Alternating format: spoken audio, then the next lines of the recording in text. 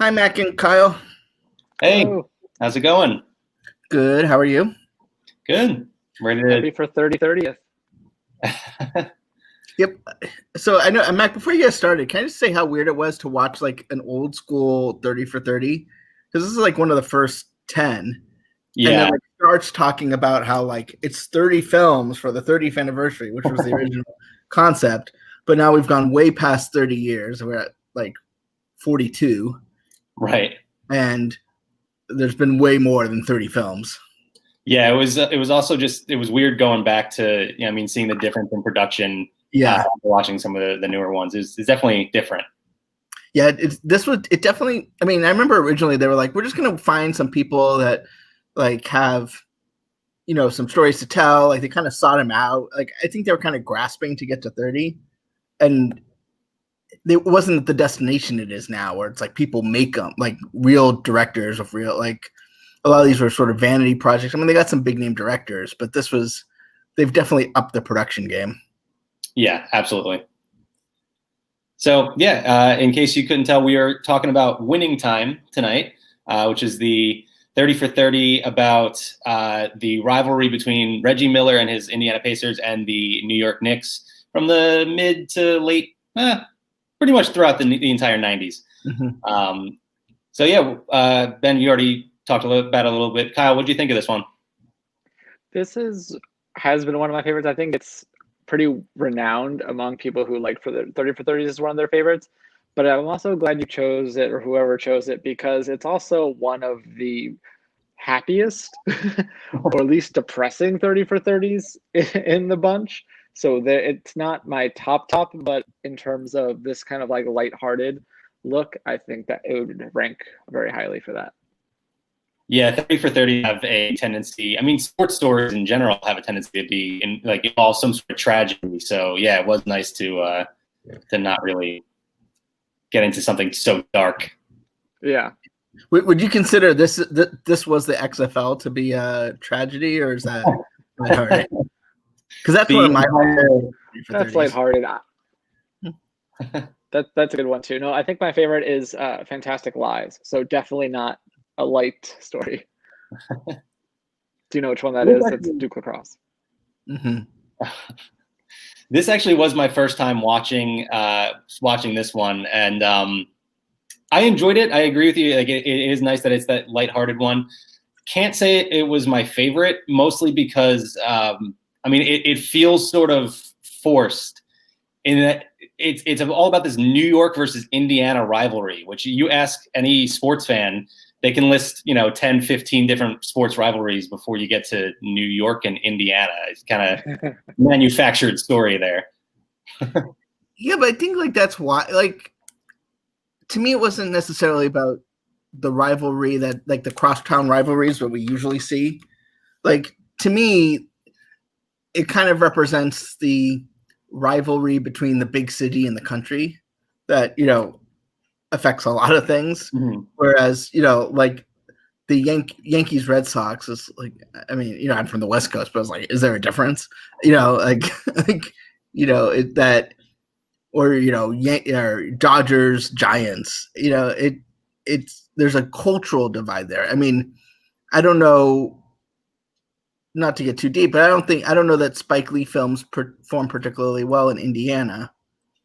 And a lot of people I think on the coast, have some sort of arrogance against, the flyover country, right? So I think that it was kind of trying to play into that a little bit.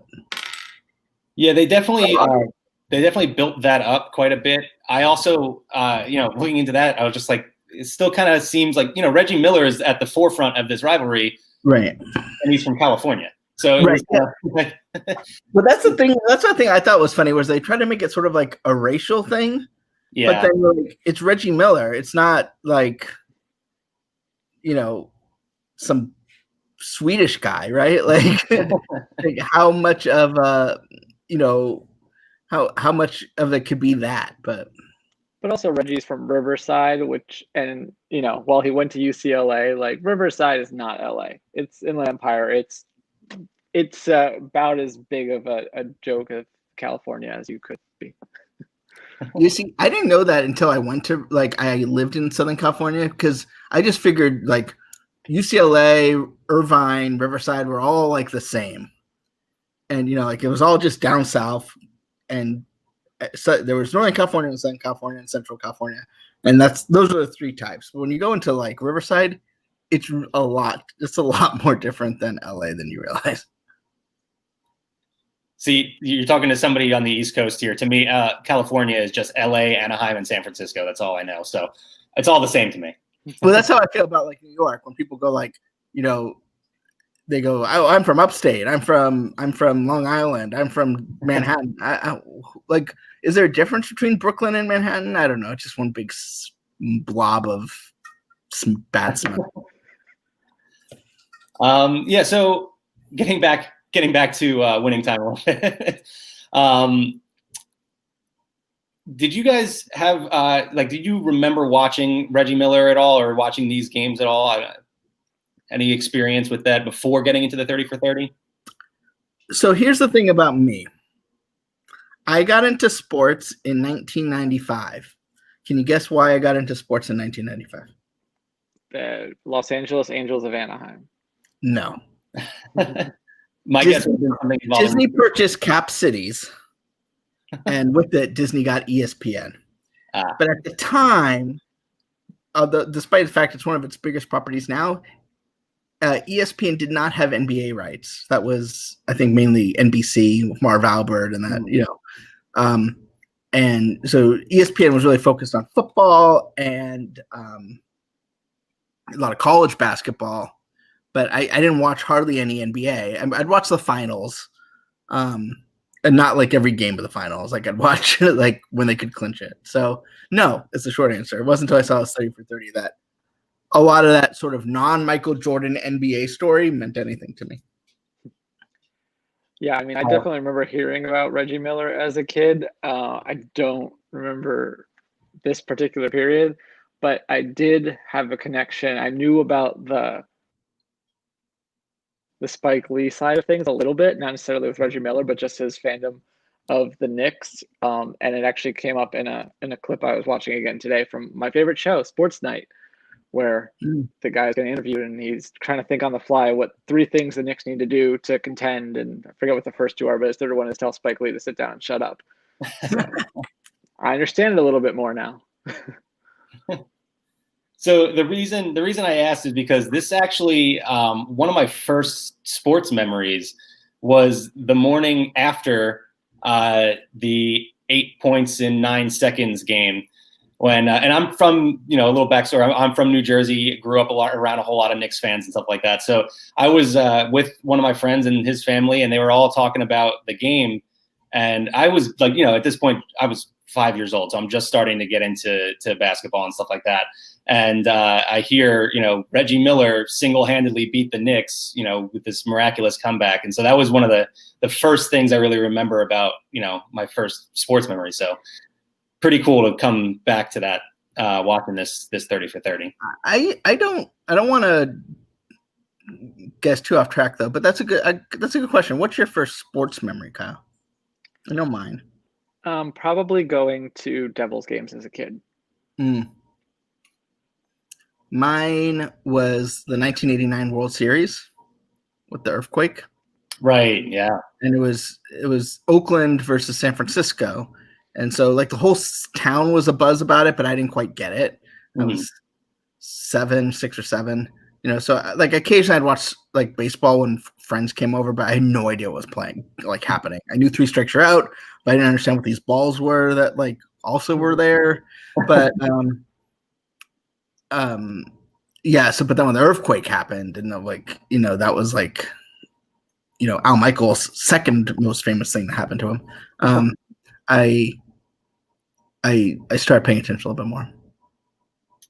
Cool. So did you come out of this thinking of Reggie Miller as, and this is in, not so serious terms based, with this based in sports, is Reggie Miller a good guy or a bad guy? He's just a basketball player. Well, I mean, it's kind of like the same thing as The Last Dance. Like, you're going to come away from it thinking, wow, but Jordan is really talented, and also he's kind of a jerk. Yeah, exactly. And that's sort of my point I was getting at, was because for me, Reggie didn't have that sort of reputation as I watched, growing up. But the beginning of this documentary really focused on his trash talk and his ability to get in players' heads and really mess with people, and kind of painted him a little bit, I thought, as a bit of a bad guy. But it's hard for me, especially the NBA, which just seems to have more like presence on social media than most other sports. At least that's my perception. No, that's true. That like, if this story happened today, it'd be completely different. Just like with Jordan, right? Like, with people tweeting, about Epcot pavilions and stuff, like it just would be a whole other. The trash talk is just exemplified. It almost seems quaint. Trash talking on the court seems like so innocuous when people are like giving each other garbage on Twitter and Instagram constantly. Like, I don't know. Like, I don't even think of it as like it's like, oh, how cute. He thinks he's being a little punk, but it's just part of the game, I guess. Yeah, they do always talk about how the game was very different in the 90s too, with it being a lot more physical and a lot more of that sort of attitude. But you did mention quickly Michael Jordan, and obviously whenever you're talking about basketball, it always in some way comes back to Michael Jordan, right? So this one still and in Looney Tunes. Right, of course. Bugs Bunny and Michael Jordan, the top two players of all time. Yeah. But this story kind of hypes up the Knicks as this big favorite. Not interrupt you, but Bugs Bunny could play for the NBA and the WNBA. I mean, he just puts on the dress and there you go. Sure, yeah, it's a very good point, and he could sing at halftime too. Yeah. So it hypes up the Knicks as this big favorite, and the Indiana Pacers as this underdog, sort of dark horse kind of team. But really, this is starting off in 1993, and everybody knew neither one of these teams was going to win. Everybody knew it was the Chicago Bulls. We all watched The Last Dance, right? We knew what was coming. Yeah, and that's kind of what I liked about it, though, was because we all remember Michael Jordan, but there's stuff happening. Sometimes these super teams or whatever, especially with the NBA, where they just seem so focused on like the top four teams constantly. Like, you watch like right now it's the Lakers, Clippers, Bucks, and whoever else. But it's like there's I don't know how many teams are in the NBA, but let's say 30 teams, and it's always the top four that you talk about and focus on. Mm-hmm. And like I think because I think it's a much more like a player-driven league than baseball or the NFL, where it seems to be people focus on the team, like they want to watch their team. Or I feel a lot of times the NBA, particularly because like I think their playoffs are like everyone gets in except the last two teams, is there's so much more story there that we don't focus on. What I think is interesting is about that time is that when Jordan did leave the league, it was kind of like a shock to everyone, and then everyone's like, oh, now is our time. But you had like 10 different teams thinking it was their time. It actually reminds me a lot of a few years ago when Lego Movie didn't get the nomination for the Oscars, then every other studio was like, oh, we can actually win now. It's like the same sort of a thing. Everyone thinks that they're the second place,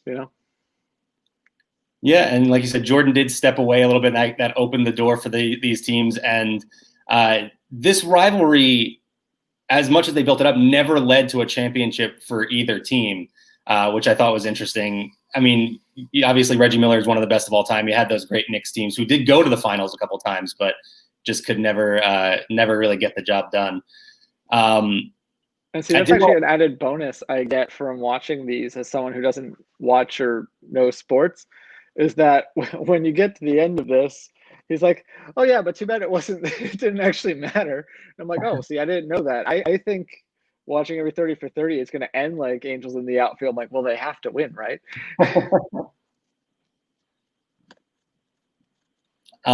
Yeah, so I did want to get back to that 8 points in 9 seconds from Reggie Miller. I reached out to one of my friends who I knew was a lifelong Knicks fan, after I watched this, and I just asked him, like, hey, how do you feel about Reggie Miller?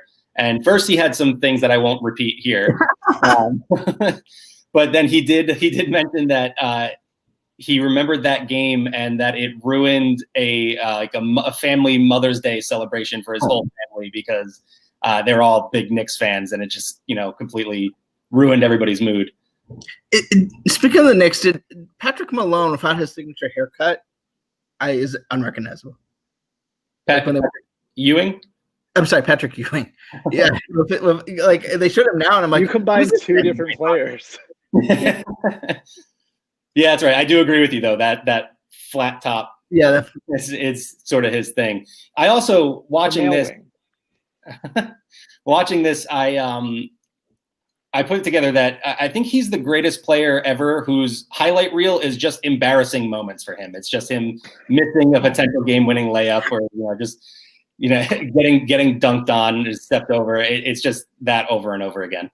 I remember doing a science project. Like, I don't know if it was a science project, but someone was presenting a science project about like neuroscience, and they were trying to use him as an example of choking, like what happens in your brain when you choke, and just showed footage of him. And I'm like, oh, that's sad. That is the perfect example, though. I did also want to touch on Reggie's sister, Cheryl Miller, who was a great player in her own right, and even better than Reggie in the beginning, at least. Stories that I had never heard before. I mean, you guys mentioned you weren't really big sports, fans or anything. Did you play in school growing up or anything like that? I would just mandatory PE. I was a kid so I have like no physical abilities, but I was like on the baseball team the guy who kept the scorebook. I ran the scoreboard at the basketball game. So like I wasn't oblivious to it. I was, and I learned a lot from it that I credit the coaches for engaging me to take on those responsibilities, because it allowed me to get some of the benefits of being on a team without, and learning from sports that I just physically wouldn't have been able to do. But, and I mean, I came out of this loving her. Like she's a broadcaster now, which makes sense, but it's you get the total sibling thing, and she's able to walk the line between being like an obnoxious older sister, but also being a loving older sister. Like I just thought it was great. Yeah, there were points of it where I thought she was openly rooting against Reggie when she was like reacting to some of the things that happened, which I thought was funny. But yeah, Kyle, what about you? So I played a bunch of different sports for a little bit as a kid, like little kid. I did play on a basketball team for a year, and the thing I remember most was I wasn't paying attention, and someone actually tried to pass me the ball, and I got hit in the face. So that tells you everything you need to know. There was a kid, so we would play sports and PE, like like not on team. And I remember, I think junior high, so my version of basketball was we run over inside the court. All the people that were good at playing would throw, and then I'd run to the other side of the court, right? Like I just running back and forth. I remember one time this kid it was actually pretty sweet. Like it was like throw the kid who has no abilities the ball, like just so and I was like, oh my gosh, I don't know what to do. And I just like threw it. I didn't make the bucket, but it meant a lot to me that someone was like, hey, took the pity pass meant a lot to me. I do feel like I was pretty good at horse, and also in a couple of times I remember our teacher, this wasn't even in PE. It was like in regular English class, or I guess it was 5th grade, so whatever. It's just all one class. We played bump, I think it's called, where you have like one person shoot and they have to make it before the person behind them makes a shot. Like you can. We called it knockout, but yeah. Yeah, I think that is probably what I didn't even remember it until I started talking about it. So I do remember that I was like, I spent like a whole 2 weeks just like practicing free throws. And so like I would always better than Shaq. Right. So like it was like the one thing I was good at, because like I was just muscle memory, right? So it's just like I did it. So like I'd always like try and like get the ball, and just like, so I would challenge like the really good basketball players to like do free throws, and I could occasionally beat them on the free throws, even though I wasn't. What about you, Mac? Did you play sports? You seem like the kind of guy who plays sports. I'm not sure how I should take that, but yeah, I did. I played in high school. I was the last guy off the bench. And the reason I asked that question was because the most points I ever scored in a single game was 5. And they made it a point to tell the story of Cheryl scoring 105. And that was a number that I could not even fathom. Like, I didn't play in a single game where both teams combined for that many points. So that blew my mind. So did you make a three-pointer, or did you have a free throw? It was a 3 and then a layup. We were Division 5 school, right? So really small schools. And so we would play some just like downright bad schools, just because, they're small schools, so they didn't have a lot of players. And, our school was decent. We even went to the Northern California Championship one year. But we had like a thing, it got kind of awkward because like you wouldn't want to run up the score. Like you don't want to be poor sports. Right. But you don't want to not play. And so like there was always there was the games that were competitive. There were games that were like, probably would win. And then there was like the bottom tier game. And those were always like the most awkward because it was just not competitive. It wasn't fun for anyone, right. And so it was like, you would try and put the bench in, but they would still it was bad. Yeah, it was one of those games when I scored my 5 points. We won that game by like 42. So that's the only game. Like in baseball in like high school, they have they didn't want to call it the slaughter rule because they felt that was inappropriate. They called it the 10-run rule. Sure. But everyone called it the slaughter rule, or it's like the game was over if you score, one team was leading by 10 runs. And that happened a few times. I remember once I wanted to go see something, like I want to go to a movie or something. So I was just like, please, let's just score 10 runs. So jumping back, reeling us back into winning time here. I thought it was interesting that the sort of big, pivotal moment in this was, as opposed to being this big heroic moment for Reggie or the Pacers, it was really just the Knicks choking, and not to, jump on Patrick Ewing again, but him missing that shot and letting the Pacers back in to end up winning. I thought it was, I mean, obviously it's not like this is a scripted thing, but it's just interesting how they played it up into, potentially this big heroic moment. And instead it was more of a choke. Yeah. I mean, it could have been called choke, Right. Yeah. You could have easily played this from a very different angle. Yeah. Hey, I have a question. I forgot to look it up. Was Reggie Miller's wife in a Spike Lee movie after the thing because of their bet? I meant to look that up too, and I never did. They had a very bad divorce, and it was partly because I think he was living in Indiana and she wanted to go become an actress, and so they were apart, and it got very ugly because so he ended up divorcing her before he signed his big contract. So that they're not, they haven't been together. So, I don't think they were together probably by the time the movie, would have. Gotcha. That makes sense then. Yeah. Because I'm looking something up. So okay. So yeah, the last thing I really had that I wanted to throw in was that, and I mentioned, obviously we talked about how we all knew neither of these teams was winning a championship while Jordan had his Bulls at the top of their game. It was interesting that after Jordan retires, for the second time, not the third time, the next 2 NBA championships, the Eastern Conference champions were the Knicks and then the Pacers. And again, like we said, the rivalry never led to a championship, but pretty cool how that played out at the end. We didn't get to see it in the 30 for 30, unfortunately, but just kind of funny how that works out. So I was looking up the whole wife situation because I was curious about that too. This is not his wife at the time. I don't even think they're married. It's a long-term relationship thing. And those are 2 of his kids with his new girlfriend. Or no, I guess not. New girlfriend from 1995. Right. Yeah, I shouldn't say not first wife. Gotcha. That's a ranking program. I like how lanky he is. It's cool. You usually think of athletes being really built in all directions, I like that he's just kind of tall and skinny. Yeah, basketball is really a different sport in that way. Like you see a lot of, I mean, the guy whose jersey I'm wearing right now is Kevin Durant. He is he's a stick figure, basically. He's a 6'10" stick figure.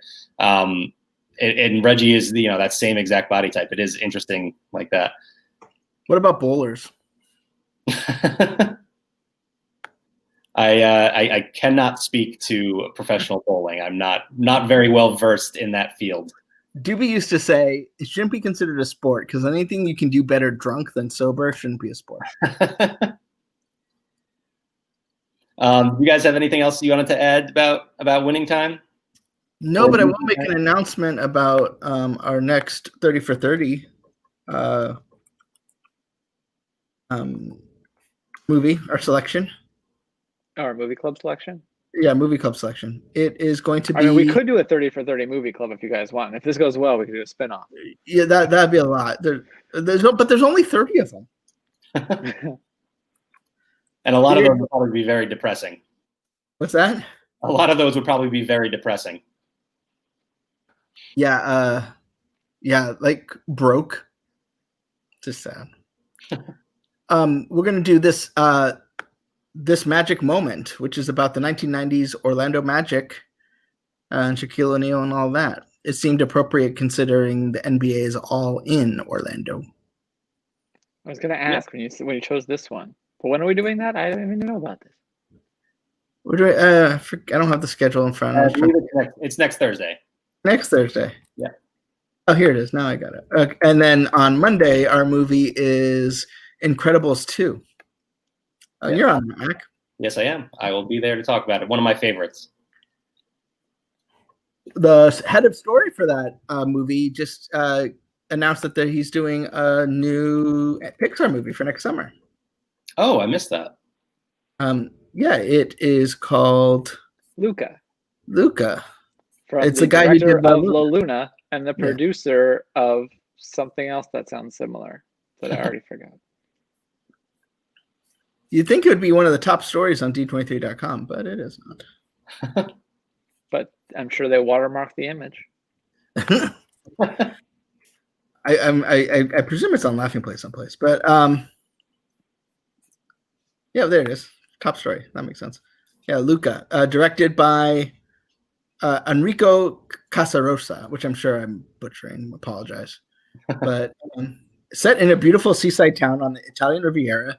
This original animated feature is a coming-of-age story about one young boy experiencing an unforgettable summer filled with gelato, pasta, and endless scooter rides. Luca shares these adventures with his newfound best friend, but all the fun is threatened by a deeply held secret. He is a sea monster from another world just below the water surface. Awesome. I'm in. I hope I want as much gelato and pasta and scooter rides as I can get. Exactly. Now I feel like this is begging for an attraction at Epcot. But so anyway, thanks, Mac. Good job leading this conversation. Thanks, Kyle. Next week. Thanks. Okay, bye, everybody.